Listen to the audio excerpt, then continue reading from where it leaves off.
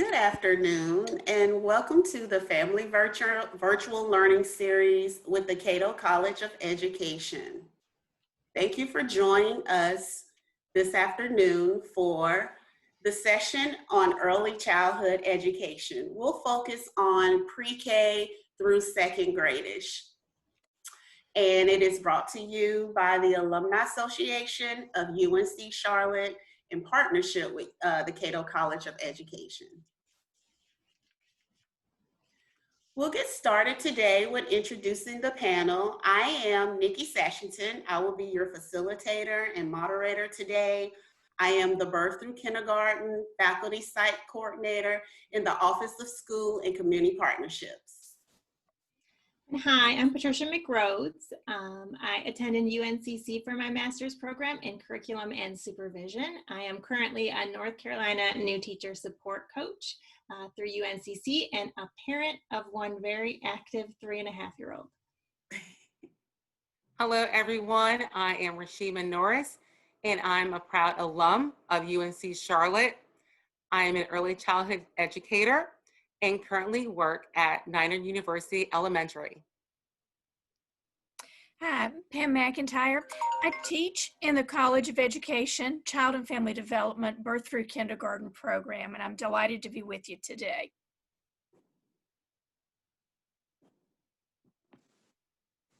Hi, my name is Kawanna Jackson. I'm the Quality Assurance Lead in the Early Educator Support Office. I'm also an alumni of UNC Charlotte. I did my graduate work. I have a master's in education through the College of Education. Thank you, ladies, for joining us this afternoon. So our learning goals for today, we want to ensure that learning continues in a synchronous and asynchronous environment.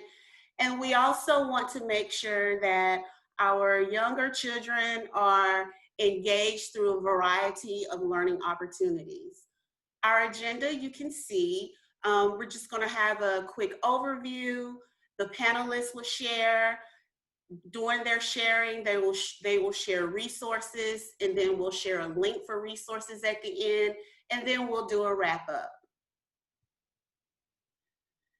What is the Family Virtual Learning Series? The purpose of the Family Virtual Learning Series is to provide parents of pre-K through 12th grade students tips and strategies for supporting them in remote learning. This is the 4th session in our series, and we're excited that early childhood could be a part of the Family Virtual Learning Series. So we want to know who's attending our session today. If you can, just put in the chat box if you are a parent or guardian, if you are an educator or both, or if you are other. So if you can, just put that in the chat box and we'll see who's attending.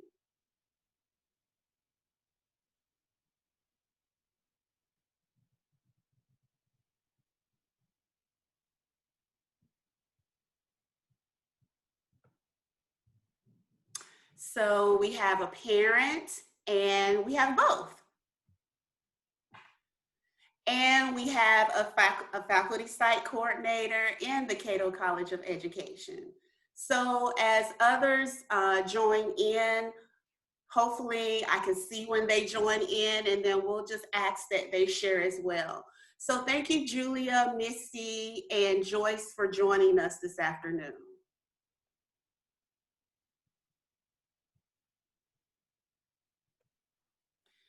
Just a quick overview. Early childhood development sets a foundation for lifelong learning. Today, you will hear about consistency with daily schedules and routines, and we want to make sure that we give children a predictable day. Also, we want to make sure that you are providing your child teachable moments throughout your everyday routine, whether that is through technology or just everyday routines in your household or outside. So we're going to get started today with Patricia McRhoads. Hi, everyone. So I don't know about you, but when my child's daycare school closed, I didn't have a schedule for her at all.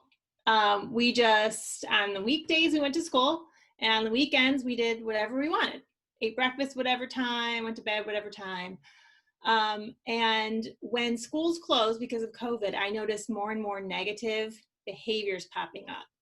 So she was refusing to brush her teeth at all when I wanted her to, or she wouldn't come to the table for breakfast. And I'm sure you know, if you have a child, you felt this.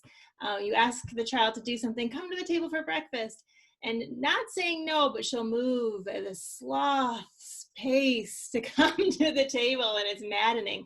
So these behaviors were just popping up and happening way more frequently than they were before. And I realized it was because we were off our normal schedule. She wasn't going to school on the weekdays anymore. We didn't have that normal anymore, and things were just far too open. So, like a typical parent, I just start Googling schedules, and there's just all different types. Some are down to the minute, and some are very wide open. And so I want to tell you today that while it's not necessary or even realistic sometimes during the pandemic to have a very strict regimented home schedule, having a general outline for the day will help alleviate some stress for you and help you and your child feel more secure with what's happening on a day-to-day basis. So we know that children thrive on routines, and providing a predictable routine is a helpful way to help them feel safe and to know what's expected of them. So they know every time before I have breakfast, I have to wash my hands. And every time before nap, I read a book. Or I take a bath before bed, or whatever it is. They can anticipate what's coming next. So there's fewer unintended surprises.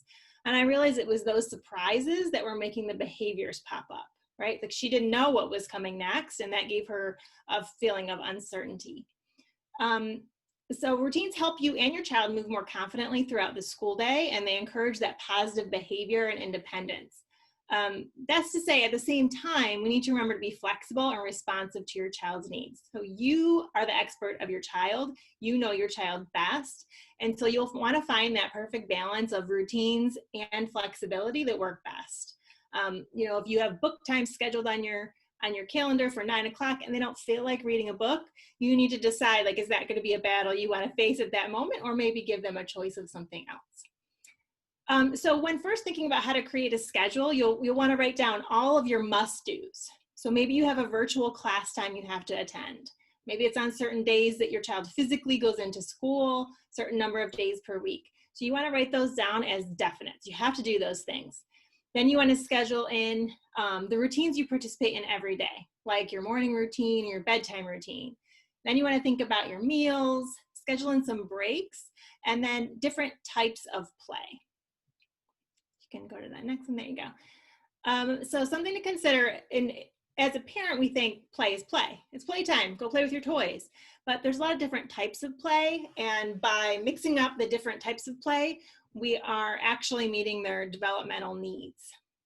So types of active play would be like physical play, like running, playing hide and seek or Simon Says, being outside, and even like taking a walk, playing I Spy, something outside, something to get them moving. Then there's make-believe play. So that's pretend type play. My little one has a play kitchen that she loves. So she pretends to like make me food with her pretend kitchen. But they might have dress up clothes, or even use your clothes to dress up. Sometimes they don't need any props at all. They just start acting like an animal, or like charades type activities.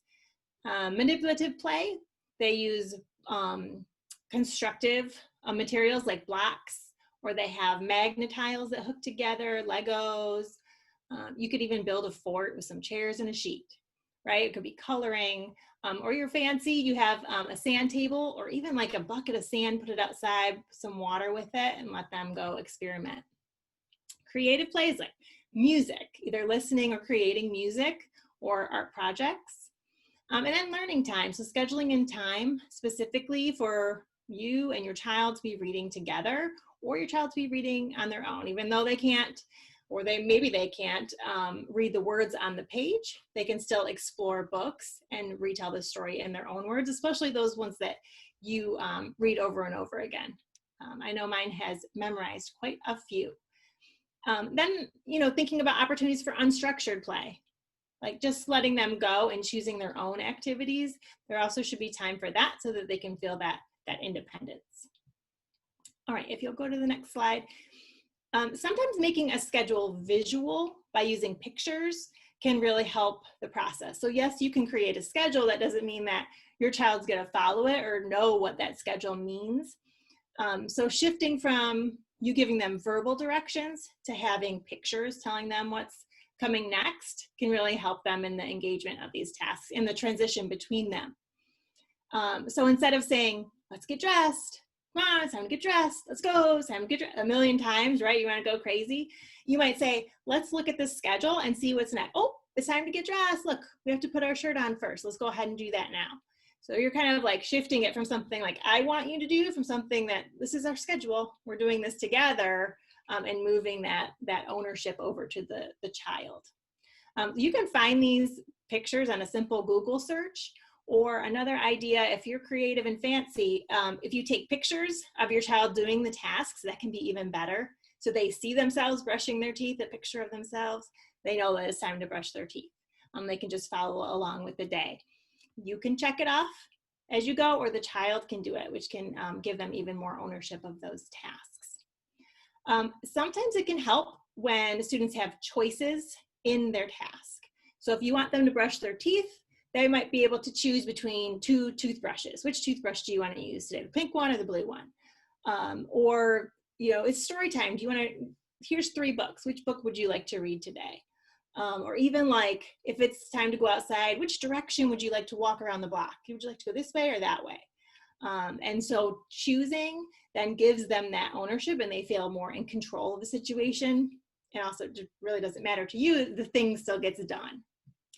So you'll see on the slide now 2 ideas on how this could look. These are just 2, but it could look a lot of different ways. One on the left-hand side of your screen, they'll physically move the pictures from the to-do to the done side. So they feel that sense of, okay, I got that accomplished. It's kind of like when you cross something off a list and that feeling of, okay, it's done, they get that feeling too. The one on the right-hand side is when you can use, excuse me, and have them just move like Velcro check marks. That's Velcro with the red and the green. So they would just say, check, I have it done or I don't. You could always do like old school pencil paper, marker, whatever it is, and check it off. If you have it electronic, they can maybe move it on the iPad or something like that as well. All right, so you can go to the next one. As I said before, you're an expert on what your child needs. So it might be that there's one specific task that's really hard for your child, they struggle with. It's a challenge, you're always kind of going back and forth with it. So that will be a great thing to start with in creating a visual schedule. So if it's waking up and getting ready in the morning, then maybe you take that and you break it down into very small steps. So here's an example of what that might look like.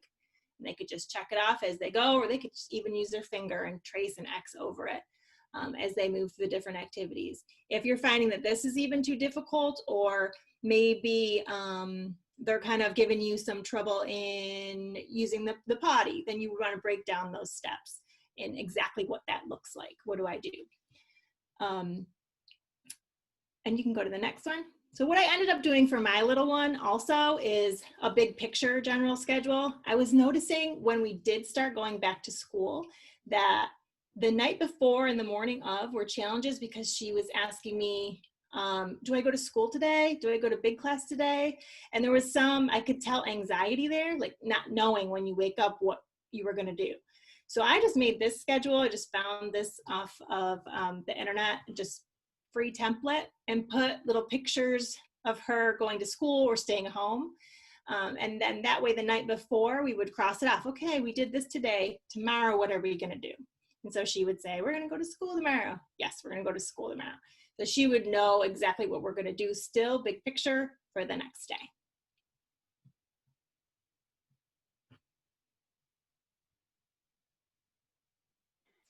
Thank you, Patricia, for those great tips and great resources. I am a parent as well. My daughter is a little older, she's 10.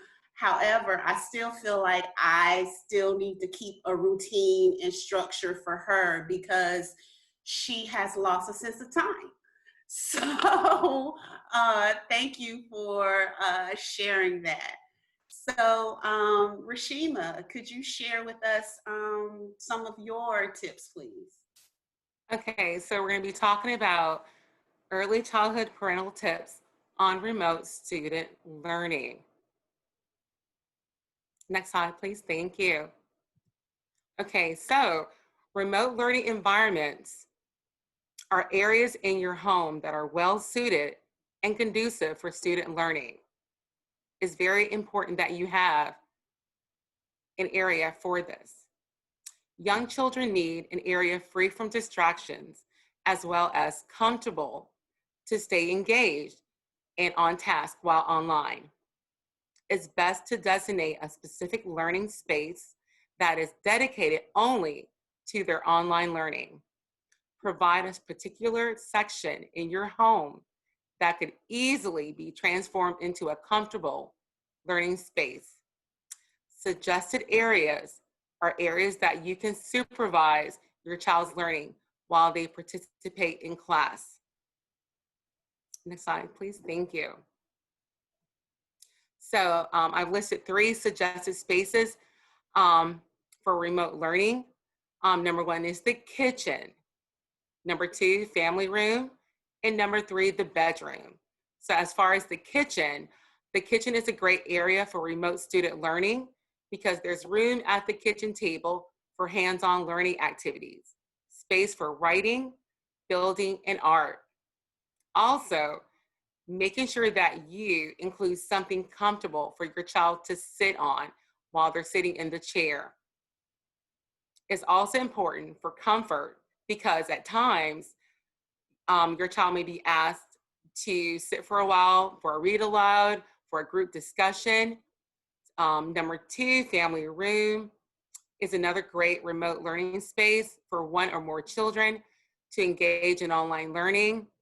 The space may be large enough to accommodate multiple children to spread out as well as providing easy access to assist each child with academic support or for any technology challenges they may have. And also supervision becomes less stressful because at times it can be when you're trying to make sure you're navigating different online platforms, uploading assignments. And 3, the bedroom. The bedroom provides a familiar space that may be comfortable for your child's remote learning. Having items that your child enjoys playing with in the room during a break can also help soothe being online at times. Limit how many items that your child has in their room, even during a break, so that when it's time to get back online, they are ready. Next slide, please. Thank you. So some materials needed for remote learning. Number 1, a preferred digital device, whether it's an iPad or a Chromebook. Number 2, headphones. Number 3, writing tools accessible for your child. Number 4, an independent practice notebook where they can actually, write. They can actually write what their assignment is. They can show their work or just do some free writing, whether it's writing their name, writing some words. And also number 5, school remote learning bin. Make sure it's accessible right near them so they don't have to go across the room to go get their materials that their teacher may have added to their remote learning bin. Next slide, please. Thank you.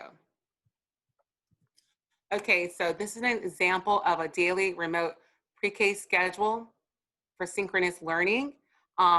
Typically, students in the pre-K classroom, while they're online, will have a morning circle, a brain break. Let's talk about feelings and emotions. They'll do some small groups, a little bit of music and movement, another brain break, a read aloud, a morning snack, another small group lesson, then lunch. And lunch is normally like an hour. Come back and enjoy recess and outdoor play. We'll do another read aloud and maybe do some yoga. Also, you might have another small group session, another brain break, time for quiet time, share time, and a closing circle. That's typical of a pre-K online remote learning schedule. Next slide, please. Here's an example of a daily remote kindergarten schedule for synchronous learning. Typically, you'll have a morning circle. You might do number corner, where it involves a calendar, counting the days of the week. You might have a literacy whole group, a literacy small group, lunch and recess for about maybe an hour and 15 minutes. You'll have a math whole group, some math workplaces, a special area time, some enrichment and or afternoon activities, some writing, and a closing circle to recap the day. Next slide, please. Thank you. So homeschool connections are very important. You want to make sure to, number one, keep the lines of communication open. Number two, ask for help when needed. If you're not too sure how to upload an assignment on one of the online platforms or you have some technology challenges. Number three, ask for alternative differentiated instruction. If you're not able to do everything online, ask for some learning packets. Your school and your teacher will provide you those. Next slide, please. Okay, so typically a lot of classrooms are practicing mindfulness. So mindfulness is maybe done in or out of class.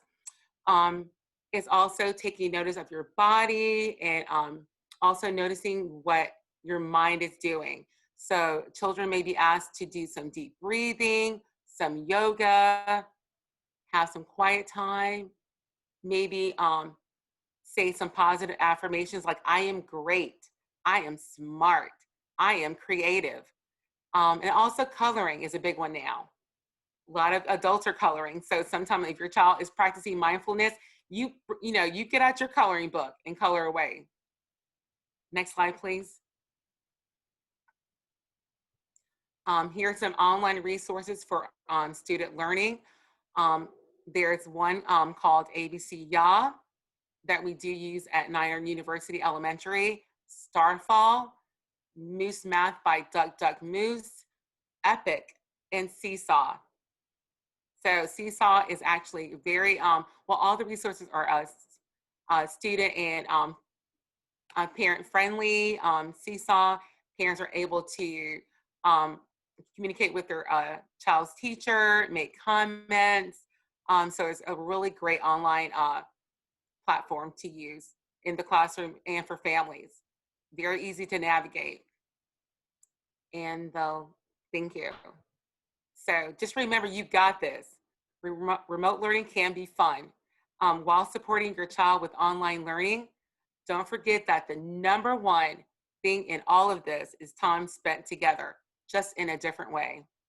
One day you will laugh and talk about the times the Wi-Fi went in and out, how many times you had to learn how to navigate online learning using all the Zoom features and uploading assignments on a platform that you've never used or even heard of. Just be proud of all that you and your child have learned and accomplished during this time, and continue to make memories while you're supporting your children with their online learning, so you can cherish it and talk about years down the road after graduation. So. Yeah. Thank you, Reeshemah. Welcome. Great resources. And at the end, there's a question that I thought about that I want to ask, just about your experience with synchronous and asynchronous learning at Niner University or in your previous role. Okay.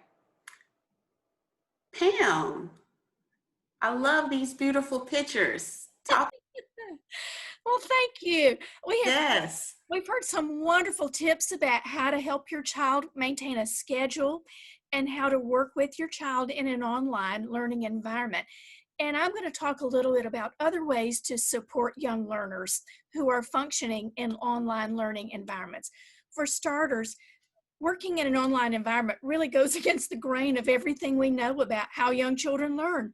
They learn best in face-to-face interactions and hands-on activities. We all know Yes. that's best. We Mm-hmm. all recognize teachers for all they're doing to support our young children, and we want to recognize our parents for all you're doing. And we know that parents are a child's first teacher.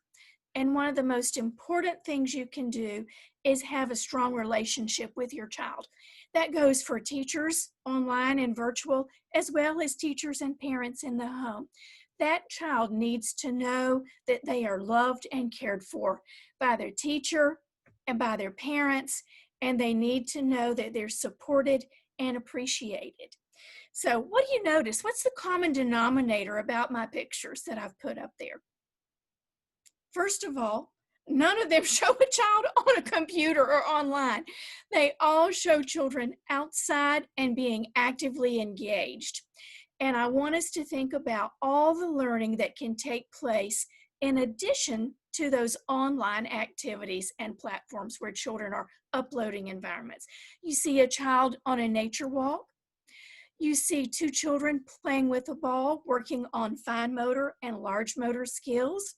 You see a child on a bicycle learning about safety and learning about how his body can make things happen to move that tricycle. You see a young child engaged in hopscotch, math activities, large motor activities. You see a child with a magnifying glass really checking out some plant or insect that we can't see. That's a science activity. And as we talked about how important reading is for children, that can be done outside as well as inside. So you see a child actively engaged with a book in a different learning environment. Okay, thank you. Next slide, please. So teachable moments in everyday routines. What's the learning that's going on here? I see a child and a parent or other family member setting a table, learning about health, safety, nutrition, also math concepts, one-to-one correspondence. Young children need multiple opportunities to develop that skill. One way to do that, if you give your child a stack of napkins and say, can you give everyone a napkin? If they can do that, that's a big step toward developing one-to-one correspondence. Can you give every person a fork? Can you give every person a knife? That's a very important skill. We also know that children and families who engage in meal times together do well throughout school and in their life beyond that. That's one of the most important things that you do. You model appropriate manners. You model conversation. Children develop vocabulary, and they learn about what is an appropriate serving of food. It takes 20 minutes for your brain to recognize the signal from your tummy that you're full. So that's very important for children to have family meal times and understand what that feels like, that we have meal times together, we have snacks, and that we need to put good fuel in our bodies. Just like we put fuel in our cars, we need healthy, nutritious meals and snacks. I see a child feeding a family pet. That's learning about nature, about science, how we care for others, how we care for ourselves. And, you know, I don't have a pet anymore, but we always had cats and dogs, and that's a family member. So that's important for children while they're feeling nurtured and the need to be nurtured, that to share that. They need to nurture and express that appreciation and care for others. And for young children, it might be the way they care for a pet. I see a child putting forks and knives in an appropriate spot in the drawer. That's classification and sorting. Those are math skills. They're the science process skills. So that's an important way for children to learn and an everyday teachable moment. Other things you might have your child do: can they match socks? Can they help fold clothes? Something simple like towels and washcloths. Those are all skills. Are they learning about geometry? And the geometry strand is not just shapes, but it's how things fit in space. So that's a great way for them to learn that skill. So don't dismiss everyday teachable moments and routines. Give your child an opportunity to participate, to contribute when they're not online in multiple ways. Next slide, please. Learning through play. That's at the heart of all we do with young children. And I would say that as adults, we also learn through play. I love to play card games. I love to play board games. I've always enjoyed working puzzles, and children learn that way as well. You see a child and a parent, or possibly a grandparent, engaged in a card game. Think of all the math skills they're learning. They're learning to recognize numerals: larger, more than, less than. They're also learning turn taking. They're learning how to be patient and how to accept when you don't always win the game. And that's an important part of our social and emotional development.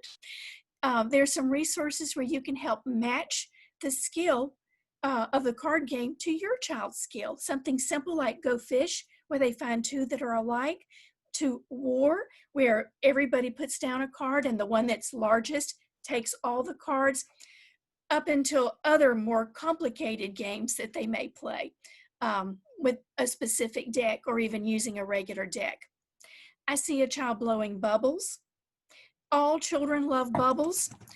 Another way to boost this up a notch is to have your child make bubble solution. And you can do that with Dawn or Joy dishwashing detergent and corn syrup. It's a real simple thing to do. And you don't have to have an actual bubble wand. You can use materials from your own kitchen. A funnel makes a great bubble tool, a fork, a slotted spoon. There are lots of things they can do. They can make smaller bubbles, bigger bubbles. That's just a great thing. It's also a great way to relax, and we all need some downtime as well. I see a child running at the bottom or moving maybe on an incline. When your child is walking, jumping, running, hopping outside, they're learning how their body works and different ways to move things. They're learning physics. So think about that. Lots of simple things they can do that lead to big concepts in math and science, as well as those motor skills. And I see a child jumping out from behind a tree. It might be hide and seek.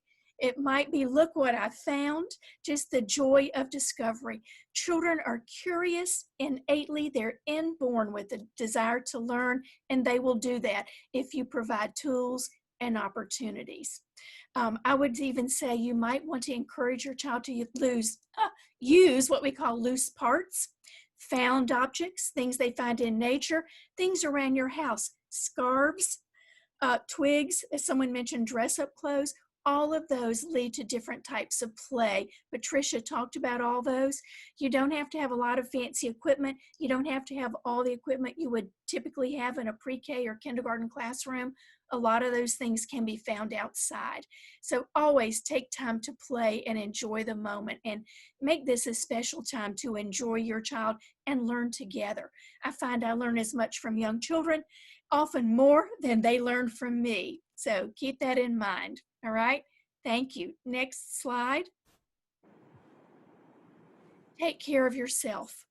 These are challenging times. I've been challenged myself. I know you all have been challenged. Think about how our children pick up on our stressors. They're stressed. As Patricia and Reeshemah mentioned, you know, they have schedules they have to follow. And really, children, to develop independence and that self-efficacy, that I can do it feeling, they need opportunities to do that. And we need to remember to be kind to ourselves and others. Some different ways that we do that. I see a child working in a garden. We have a fall garden. That's a great opportunity to learn about science, nature, to take care of our environment.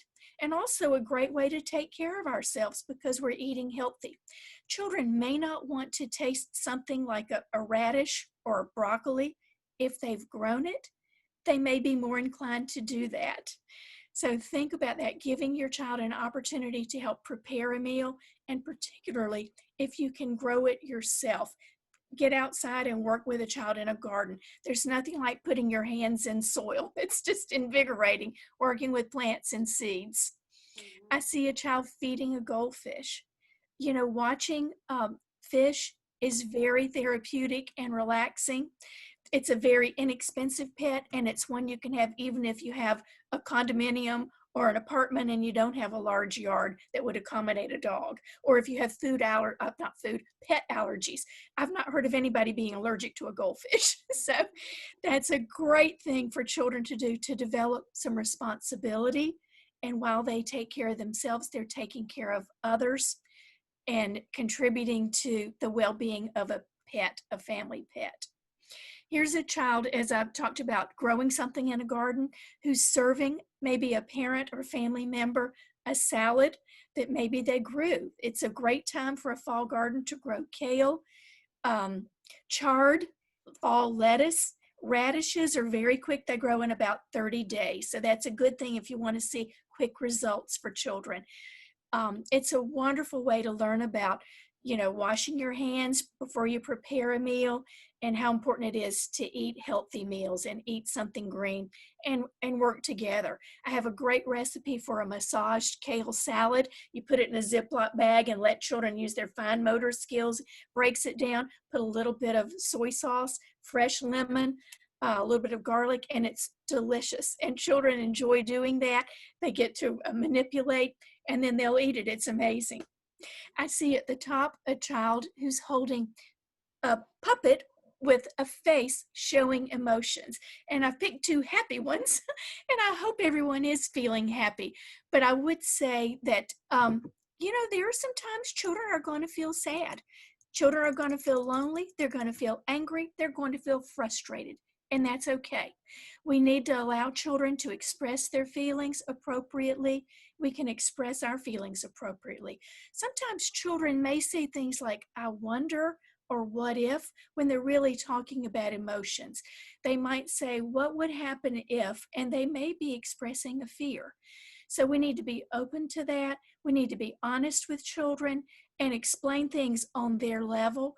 You know, we don't know what will happen with the pandemic. We don't know how long it will last, but we know that it will be okay.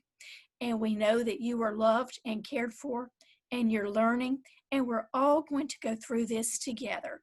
So it's important for us to be supportive of each other as well as our young children, and let them share their thoughts without judgment. It's okay to be angry. It's not okay to kick your brother, but it's okay to be angry. So we need to share those, that it's a warm and it's a non-judgmental, it's a warm environment so that children feel free and feel safe to do that. It's important for their social and emotional growth. Next slide, please. These are some resources that I have. The Development and Research in Early Math Education at Stanford has great ideas. Books that have math concepts for children, things you might want to share. If you don't have these books, a lot of these are available on YouTube. You can find someone reading a book, which is, I know, using technology, but that's a great use of it. We want to limit screen time, but that's an appropriate use of screen time for children. Choose My Plate. You can look at different ages, even for adults, and see what are the things that we need to be eating and how much. It's appropriate serving size. I know I've been doing more cooking, more baking, and keeping my weight under control doesn't get easier the older I get. So that's a great resource for you to look at. And then Fun for Charlotte Kids. These are free activities that are going on in Charlotte, things you might want to check out, things that are low cost or no cost for you. Many of them are outside. And then wellfamily.com, reading and activities for preschoolers. Then we've got the carrots or orange, outdoor activities for preschoolers. And I really want to encourage you to get outside with your child and enjoy this weather while it lasts. Thank you. Thank you, Pam, for just the knowledge that you just shared, the wealth of knowledge that you just shared, and providing that foundation for early learning and development. Thank you. Kawanna. Yes, so I'm going to just kind of really talk about, just kind of come back at the end and just kind of touch on some of the concepts that we talked about today already, because we do overlap, and we have such great ideas. I think that my section really just drives it home. Next slide. First of all, many families and caregivers, they really struggle right now with having the confidence in supporting their child academically. A lot of families tend to think that the teacher is the expert. And like what was said by Pam, teachers support families, but families and parents are really their child's first teacher. So we have to really encourage families. We have to give them that reminder that they are teachers too, to kind of give them that boost and confidence that they can support their child. Caregivers may not have the skills to implement intentional hands-on learning activities to their young children. Many parents may not know all of the technical things that we know, early childhood experts, what are the best ways to support their child at this age. Although that they are their child's first teacher, we as teachers and early childhood educators are able to encourage them in this area and let them know that, and show them and share ways that, that they can developmentally appropriate ways to support their child that they may not know. Another challenge is that families and caregivers may not have all the same time or technology to devote to remote learning. So these were just three big challenges that I know may be swirling in a lot of parents and caregivers' minds right now, but we're here to help today. So these are just a few tips, and just kind of to bring it home. I think we've already touched on many of these points, and also to help address the challenges that I just mentioned. Again, make sure that a child has a special place in the home to participate in remote learning and to study. They need to feel like they have a special place where they can meet online with their teacher and their online friends, and a special place in the home that's their learning space, making sure that it's spacious. Ms. Reeshemah talked about a lot of great places in the home that you can turn into a special study place for your child. Also, another great tip is to establish a relationship with your child's teacher, and don't be afraid to ask questions. Share your child's progress, or voice obstacles that you may need help with. Collaboration and partnership is key. We addressed early in the earlier slide that there are challenges that families may face. They may not have some of the technology. This is a great time to reach out to your child or your child's school. There are resources that they have. There might be extra laptops. There might be an extra iPad that the families can check out to help overcome that obstacle. Establishing a relationship with your child's teacher is important because, again, we're here to encourage families and give them that confidence that, yes, you are your child's first teacher. And don't be afraid to ask questions. If you're not sure of a way to support your child, early childhood educators are experts in showing the types of hands-on learning that Pam talked about earlier, ways that maybe you didn't think about was a way to support your child. Also, establishing a great relationship with your child's teacher, you're able to share your child's progress. You're able to communicate emails, show pictures of things that your child is doing at home that your teacher may be able to use as she collects data on the children that are in her remote learning sessions. This really has become a partnership, so that when your teacher is learning how to plan her lessons, families and the teachers are able to share data. What can your child do? What is your child struggling with? What does your child need extra support with? These pictures and emails and the back and forth communication really helps in your teacher's planning. There are several early childhood teachers that I've spoken with, because in the Office of Early Childhood Support office, we actually mentor and we evaluate early childhood educators. So we have a lot of interaction with early childhood teachers right now that are in the classroom. They have, some have strictly remote sessions, and then others have hybrid situations in which the children are coming into class, and then other children are learning at home. And so I've spoken to some of the teachers that I serve, and a couple of things that they mentioned, which were a couple of themes that I kept seeing, was that though it may be tempting during their remote session to give your child the answers or to share for your child, kind of allow your child to respond and to share their own ideas and answers during remote learning times. Teachers want to hear from the child, and I know that a lot of parents may not want their child to get the wrong answer, or they may think that it looks bad because their child may not know. However, this is the time where your child has the confidence to voice their own ideas, and that it's okay if they don't get the right answer. And this is a perfect time for your child's teacher to be able to guide them and to promote critical thinking. So they may not get the correct answer, but during that moment, the teacher may be able to guide them to the right answer and get their wheels turning, and also be able to know what that child knows and what they may need some extra support in. Also, be open to the philosophy that children learn through play. And Ms. Pamela talked about that earlier. A lot of parents, according to the teachers that I serve, say that a lot of parents want worksheets. They think that early childhood, that they're not learning anything unless they have a worksheet. And we know as early childhood educators that this isn't necessarily developmentally appropriate for them to sit and do a worksheet or to do drills. But that through play, children can make powerful connections to concepts, to math, to phonemic and phonological awareness.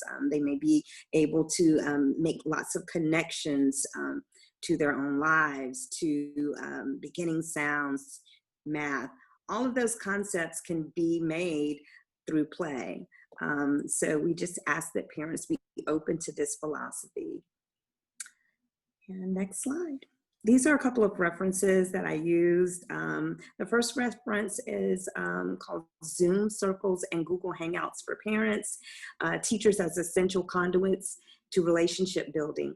The most powerful, and I think the overarching theme right now during remote learning, is that we build relationships with families. That is the most important thing. And this article is really great because it talks about how checking in on families to see how they're doing right now is very important for early childhood educators to do, as well as having Zoom circles and Google Hangouts with the children. And then empowering families for distance learning in early childhood. This is, again, a great article that talks about boosting parents and families' confidence that they can support their child during this time in remote learning. So thank you very much. Thank you so much, Kawanna, for bringing it home and sharing that information with us. And for the attendees today, you will receive through email a copy of this presentation. And within the presentation, you will be able to assess the links that are available that everyone shared, whether it was the resources that Patricia shared, or the information that Reeshemah shared, the wonderful pictures that Pamela shared with us, and the resources at the end that she shared about the different books and about My Plate, and the article that Kawanna shared. And this particular link will take you to other resources as well for the Family Virtual Learning Series. So right now we have time for some questions. Before we get to the questions, I do want to share that we do have 2 upcoming panels through the virtual learning series on mental health. These sessions will be put on by our counseling department.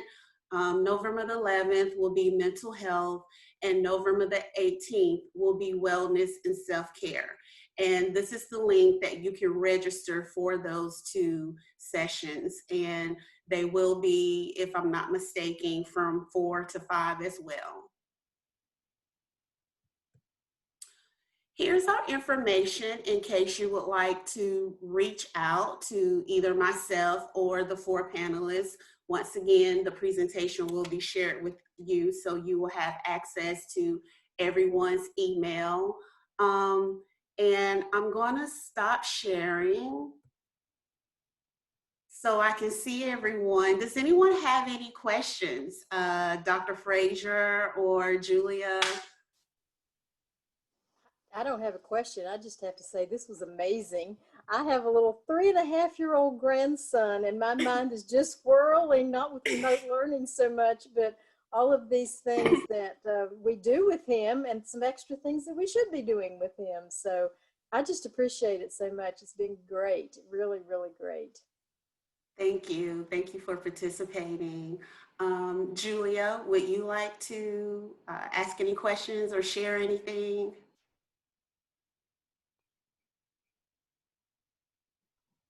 Hi, I'm in my car with my daughter. So she's not in early childhood, she's in 3rd grade, but I'm waiting my son to pick him up in preschool, and I'm gonna use all these resources. They are wonderful. Thank you so much. Thank you. Thank you. And once again, you will receive the presentation, so you will have access to everything. Yeah. Dr. Haycock, would you like to share anything?